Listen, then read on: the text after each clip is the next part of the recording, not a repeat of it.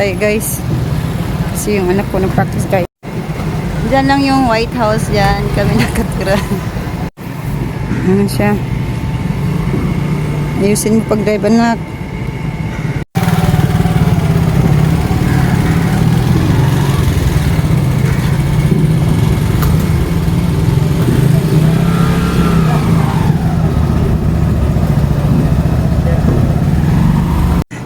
Doon naman yung tatay na tawa-tawa lang.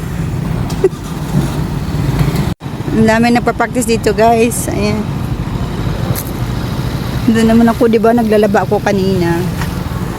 Daming bulaklak dito. Ito lang to sa gilid ng kitchen namin.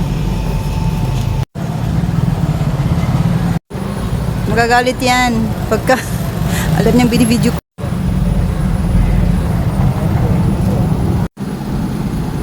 Bakit may music pala? Ganda na mga flowers dyan, no? Ako hindi talaga pwedeng mag-drive, guys. Kasi napaka-nervous ako eh. Matakutin. Tapos, nervous ah.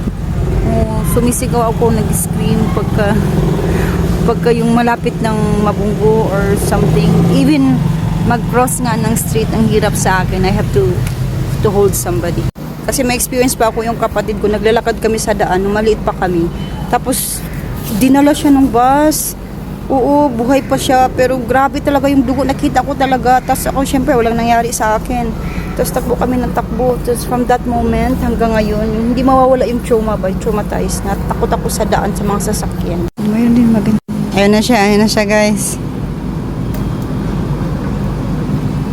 Ayun na yung baby ko. Oh, ayun na, pababa na siya. Dapat kanina yun. Daan-daan anak. Exciting na to, yung pababa siya. Giba naman tong sasakyan na to. Kasi kung saan sana yan, nabubunggo siguro. Ayun na siya. Tiri. One time guys, yung sasakyan habang nagpa-practice dito, talagang pumasok dun sa room namin.